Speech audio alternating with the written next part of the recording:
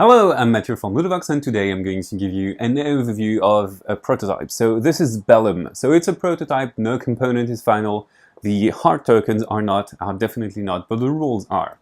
So in Bellum, we have a deck building game for 2 players. It plays for players around 12 and up, and it plays for around 20 minutes. So in Bellum, you're going to be a Greek city who's trying to defeat an opposing Greek city. And it's a deck building game, so you're going to have a personal deck of cards, and you're going to deepen your strategy by buying new cards and adding them to your personal deck. So you win the game by pillaging the 4th district of your opponent, starting with the first one and then moving up and up in his city. If you destroy and pillage his 4th district, you win the game. So Bellum is a game about attacking the opponent, that's for sure, but it's also a game about managing your army and your deck. Every creature is going to have special powers, and we have 4 types of creatures with different kinds of abilities. Soldiers grow together, they are very small individually, but they benefit from each other. Myth creatures trigger bizarre and powerful effects when they die. The Oracle cards will benefit from the presence of other Oracle cards in your play area. And finally, demons need sacrifices. So you will need to sacrifice creatures in order to keep your demons in play. So it revolves around death and life.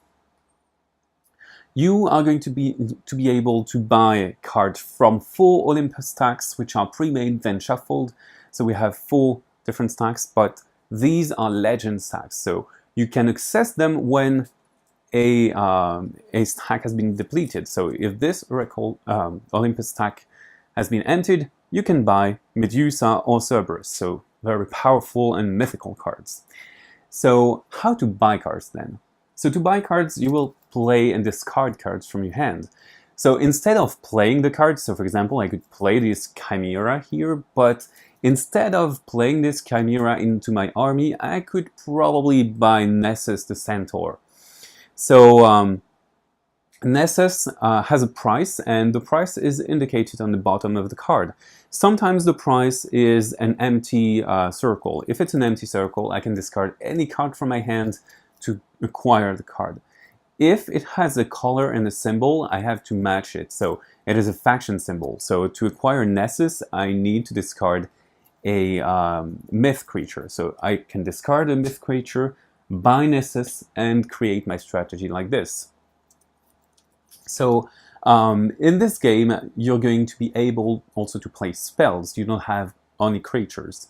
So spells have different effects. So for example, the Wrath of Zeus can deal damage to attacking creatures, or the Fall of Omphalos can deal damage to creatures anytime. So you have different abilities to defend yourself, and sometimes you're going to play cards at very uncertain times. For example, the Wrath of Zeus can deal damage to creatures, that's for sure, but only in a short window when they attack. So the game has 4 game phases. The first phase is a rally phase. In the rally phase, you trigger all rally effects, like sacrificing things for demons, and you can play spells. Then you can decide to attack your opponent or not. And then, if you have decided to attack your opponent, you perform your assault. Then you move on to the deployment phase. That's the phase in which you buy cards or you play cards from your hand. So playing a card is free, it doesn't have any cost. And then finally, the last phase of a turn is the draw phase. You can draw up to 3 cards from your deck. If your deck is empty, you shuffle your discard pile and make a new deck out of it. And then after drawing up to 3 cards, you discard down to 5 cards. So you have a hand size of 5 cards. This is basically the flow of the game. Then you move on to the next player. Let's focus on damage and creatures and assaults. So when you trigger the assault phase, the second phase of the turn, you are going to choose creatures to assault the opposing city. So let's focus on the creatures themselves. They have text, which is basically their abilities, and they have a base power.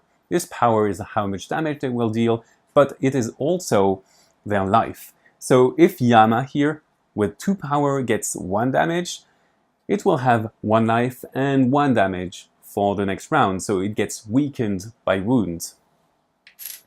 So you may choose any number of creatures to attack the opposing city. So for example, let's imagine I choose 2 of them. The opposing player will now be able to block. So the opposing player can block things. One creature can block only one attacker. And if at least one creature is not blocked, for example, if I had attacked with a sellsword, it would go there and damage and pillage the city. But first, let's talk about this. So the creatures will deal damage simultaneously. So for example, here we have the Disciple of the Shadows, who deals 1 damage to Bellum. The Disciple of Shadows die. And it is the contrary here. The Assassin deals 1 damage to Yama, and Yama deals 2 damage to the Assassin. So we have a stalemate. The creatures have attacked. We can move on. If I had attacked with the 3 creatures, with my sellsword, so my sellsword would not be blocked. It would go over and we would trigger the lowest district of Sparta. We trigger its card text, which tells us to perform an ability, then to flip it. This is what goes on in an assault. You can only flip 1 district per assault. Even if 4 or 5 creatures are unblocked, this doesn't change a thing. That's basically how assaults work. In Bellum, you also have special abilities and cards which are going to use the stock. So for example, Sparta will use Spartans, will be able to play Spartans, which are soldiers that come into play and be stronger the more Sparta is destroyed. Medusa will petrify other creatures, that is going to remove them from play.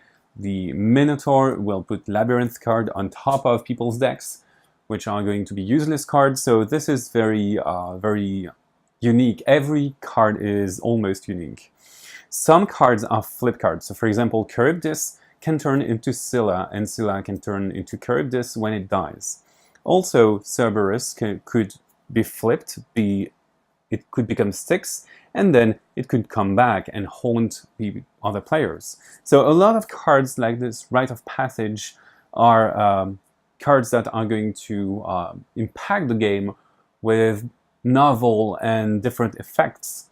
So this game is about timing, deployment, and buying your cards right, but it's about also about making an efficient strategy, and you're going to try to apply that strategy the best you can. And doing so, you will be hopefully able to outwit and overwhelm your opponent and flip his 4th district, and that will net you the win. So now you know almost everything about Bellum, so go ahead and play.